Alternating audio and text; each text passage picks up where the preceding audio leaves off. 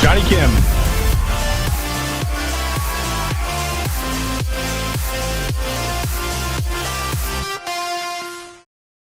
조니 킴이 네이비실이 되기로 결심한 이유가 가정사정 때문이라고 조코 윌링크와의 팟캐스트를 통해서 어느 정도 추측을 할 수 있습니다.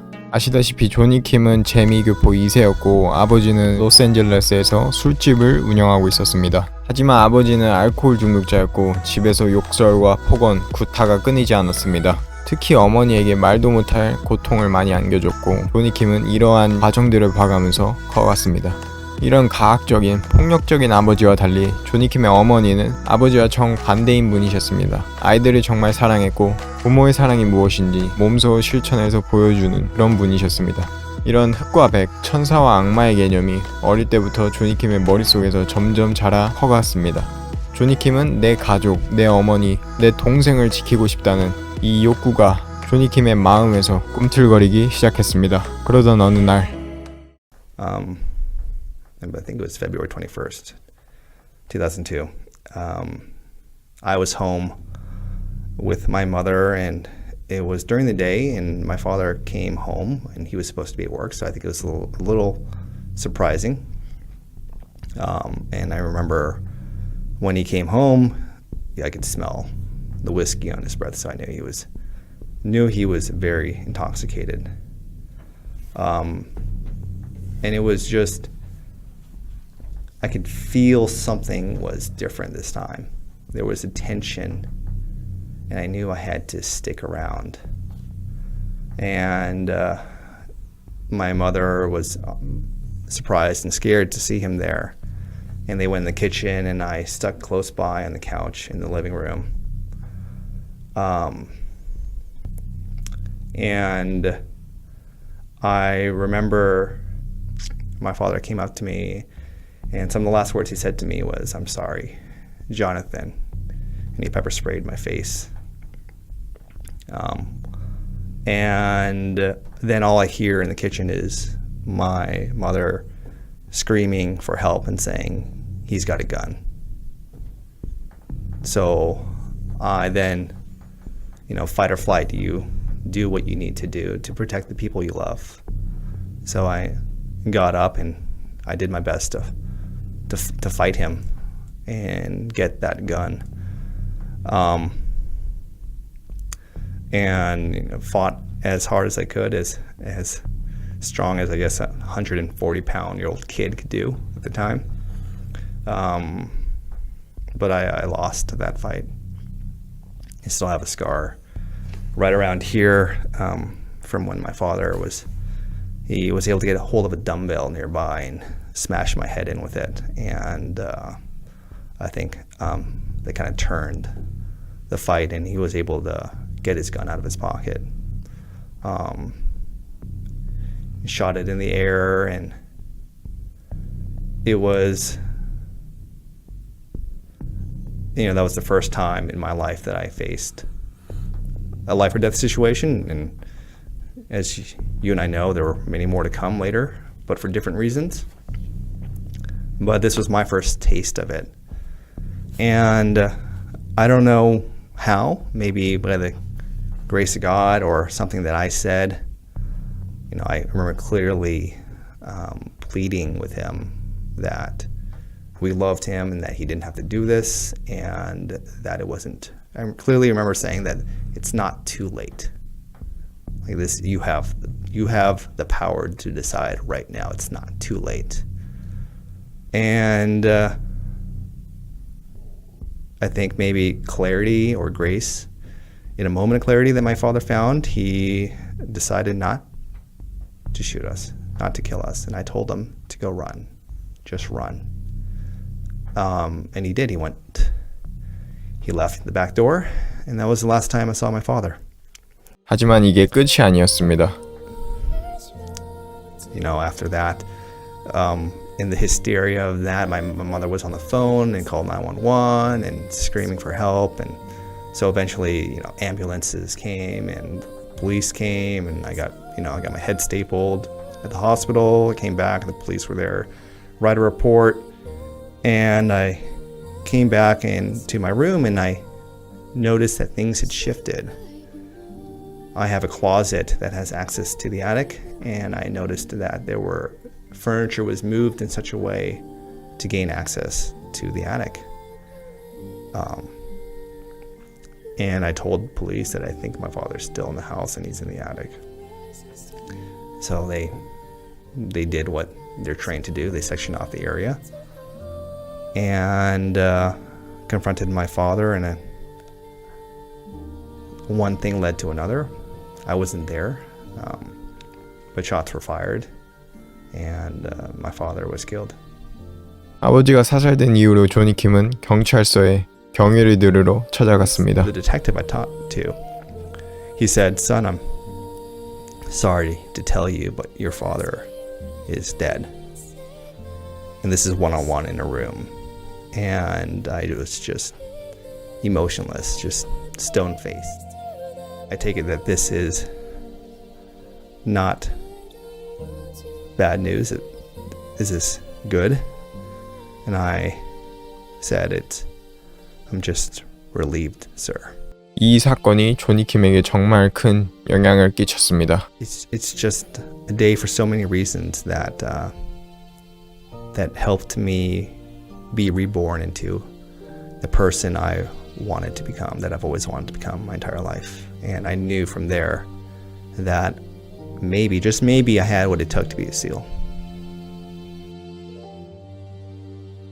이 사건이 있은 후에 조니 킴은 고등학교 4학년 때 어머니의 동의서를 받고 신병교육대로 떠납니다. 네이비실이 되기 위해서는 신병교육대를 졸업하고 버즈라는 과정을 통과해야 네이비실이 됩니다. 탈락률이 80%가 넘는 극악무도한 정신력과 체력을 요구하는 선발 과정이지만 조니 킴은 기수가 밀리지도 탈락을 하지도 않았습니다. 첫 도전에 통과를 해서 클래스 247기로 졸업을 하게 됩니다. 여담으로 조니 킴이 고등학교 때 수구를 해서 물에 대한 두려움이 없어서 거기에서 장점이 발현된 것 같습니다. 버즈 이후에는 실팀 3로 배치를 받았습니다. 근데 거기서 지휘관이었던 사람이 조코 윌링크였죠. 재밌는 이야기가 하나 있습니다. 조코 윌링크가 고참 한 명을 불러서 제발 헤이징, 신병 환영에 좀 거창하게 하지 말라고 당부를 했습니다. 네이비실 헤이징이 그 수위가 높기로 악명이 높았습니다. 그 점 때문에 조코 윌링크가 고참을 불러서 얘기를 한 건데 조니 킴이 딱 들어온 거죠. 조코 윌링크가 조니 킴을 만난 날 상태가 어땠냐면은 바리깡으로 머리 한쪽이 밀렸고 밧줄에 묶여서 상태가 말이 아니었더랬죠. 실팀 배치를 받고 팀원들과 알아가고 점점 친해지고 할 때쯤에 스나이퍼 스쿨에 가게 됩니다. 실팀에서 신병이 스나이퍼 스쿨에 가게 되는 게 정말 드문 상황이었는데 조니 킴이 당첨이 된 거죠. 정말 모두가 가고 싶어하는 학교인데 신병이 오자마자 가게 되니까 모두의 눈총을 받게 된 거죠. 여기서 만약에 실력 부족으로 떨어진다 그러면은 뭐 실팀 자대에 돌아와서 다른 멤버들의 눈의 가시가 되는 상황일 수도 있었지만 조니 킴은 무사히 스나이퍼 스쿨을 졸업하게 됩니다. 이제는 파병 갈 준비가 됐습니다. 전장에서 전우들과 내 실력을 입증할 수 있는 순간이 다가온 거죠. 그렇게 조니 킴은 아이시스가 우글거리는 라마디 이라크로 파병을 가게 됩니다. The events that unfolded on August 2nd, 2006 and days afterwards, where we lost much better warriors than I, much braver and selfless.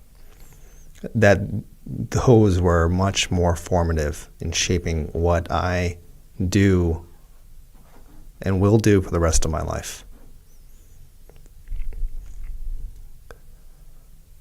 You know, we lost the actions of that day. We lost two really good men.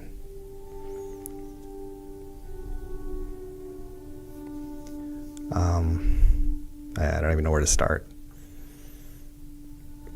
You know, one of my good friends, one of our good friends, Ryan Job, was hit in the face. God, I learned a lot that day. I think we all did. And a piece of us stayed there that day, died with us. 조니 킴이 묻어왔던 그날의 기억을 조심스럽게 꺼내봅니다. That radio call coming out from Leif saying that Ryan had been hit and that I was needed. I remember going on the roof and seeing Ryan lying down in a pool of his blood. And there's these images in my head that just have so much human compassion in a crazy, chaotic time. And I remember Leif and Chris at his side, and Leif was holding his hand, and just saying, "Just hang on, brother. Just hang on, man."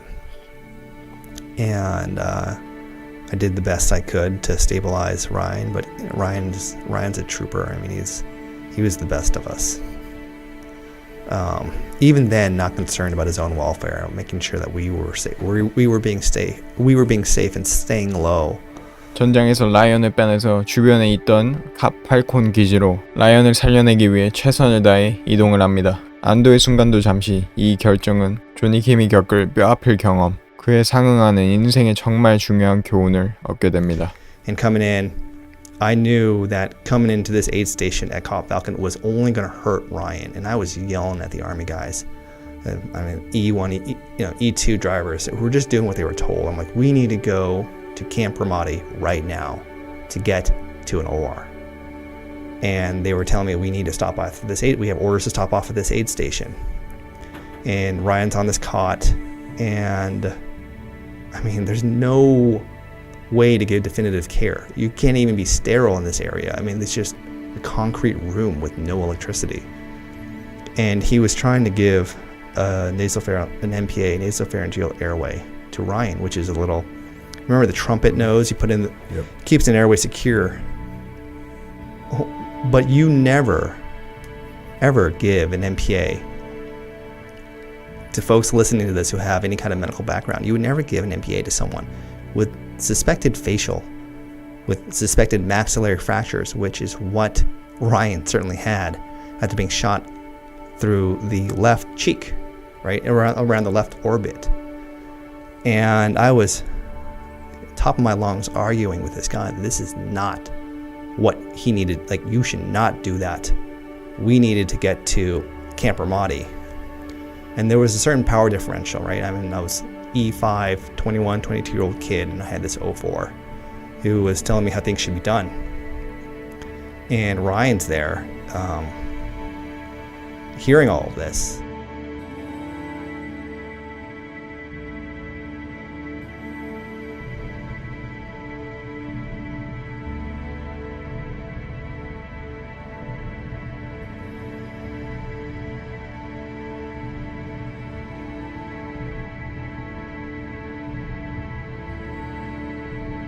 To me, that's one of my biggest failures, because I let Ryan down. And what pains me is that in the years afterwards, he always thanked me that I stood up for him. And Ryan, I don't know why you're thanking me. I failed you. I could have done something more. I could have stood up for my friend a little bit more. 친구 라이언을 지켜주지 못했던 조니 킴은 그날의 경험을 통해서 정말 중요한 교훈을 얻습니다. But I made a promise after that regardless of my rank, of where I stood, or of what kind of power differential I was, if I saw something wrong like that and I knew someone would get hurt, that I would stand up and speak and not let something like that ever happen again.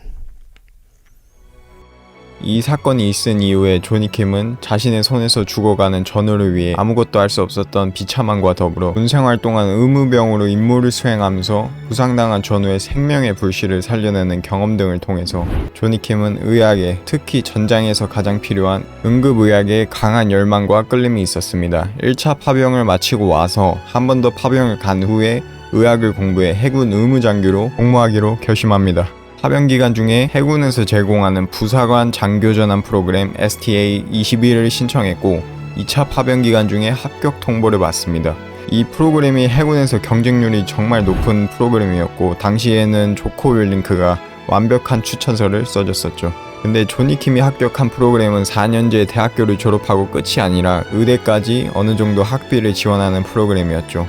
게다가 조니 킴은 수학을 전공했고 4년 과정을 3년에 끝내야 했고 의대에 가기 위해서는 아주 탁월한 성적을 받아야 했습니다. 샌디에이고 학부생 기간 동안에는 ROTC 복무도 하고 알바도 뛰면서 생활비와 학비를 마련했습니다. 이 기간 동안 현재의 아내를 만나기도 했습니다. 조니 킴의 말이 빌리자면 네이비실에서 대학생, 일반 사회 구성원으로서의 전환이 정말 힘들었다고 합니다.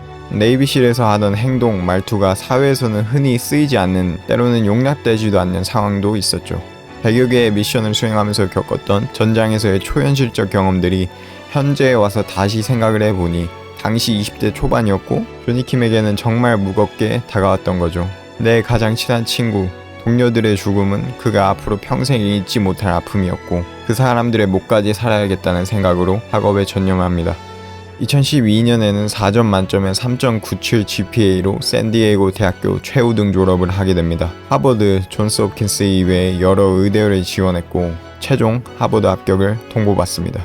아시다시피 외국의 의대 학비는 정말 비싼데 STA 프로그램과 더불어서 패틸먼 재단과 다른 재단에서 장학생으로 선발되어서 전액 장학생으로 공부를 했습니다. 전공은 처음 다짐했던 바와 같이 응급의학을 전공했고 매사추세츠 제너럴 하스피털과 브링엄의 워먼스 하스피털에서 인턴 과정을 마쳤습니다. 왜 갑자기 나사 우주비행사가 되기로 결심했냐는 질문에는 의사 겸 나사 우주비행사였던 스캇 E. 페러진스키와의 대화를 통해서 그 꿈이 생겼다고 했습니다. 인류의 발전과 그 유산을 후대에게 남겨주기 위해 그 사명감을 짊어지고 나사 우주비행사를 신청했습니다. 2017년에 시행됐던 아르테미스 프로그램 후보생으로 합격을 했고 2년간의 우주비행사 교육과정을 마치고 현재 2024년 달 착륙 프로그램 훈련을 받는 것 같습니다. Johnny Kim.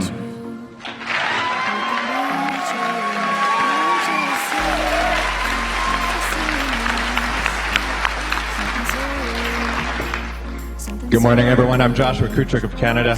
And as I was thinking about Johnny, it occurred to me that as a child, dreaming about how a NASA astronaut might live their life out, I think I was probably thinking of Johnny.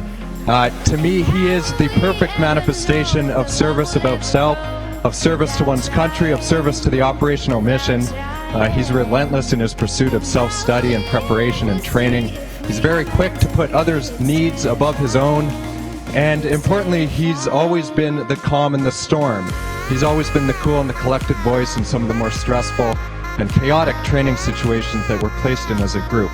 So I would trust my life to him, and I'm very proud to call him my friend.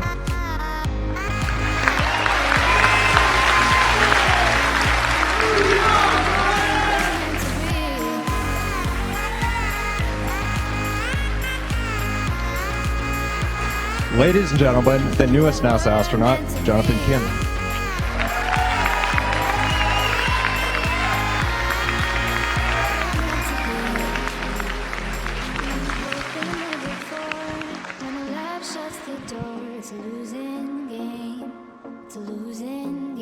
회의장에 있었던 중학생이 우리 인생에서 중요한 질문에 대한 답을 얻고자 우주비행사들에게 질문을 던졌습니다. Julian, 8th grade, DD Middle School, wants to know, was there ever a time you doubted yourselves? Take that one. Is there ever a time you doubted yourselves? And if you say no, well, Matthew probably would say no. Nobody else would say no. And if so, how did you overcome it? Hi, Julian. I'm Johnny, and I'd love to answer that question. It's a great one. Everyone standing before you today on this stage has had self-doubt. It is very human to doubt yourself. The greatest self-doubt I had was when I showed up to SEAL training, and I didn't know if I had what it took to become a Navy SEAL. But because of my teammates, we made it through. And that opened up my eyes that you, Julian, everyone in this auditorium, everyone watching, is capable of so much more than they think they are. So when we showed up here, we all had our doubts. But we knew we had each other, the support of our friends, our families, our teachers, and that's why we're standing before you today.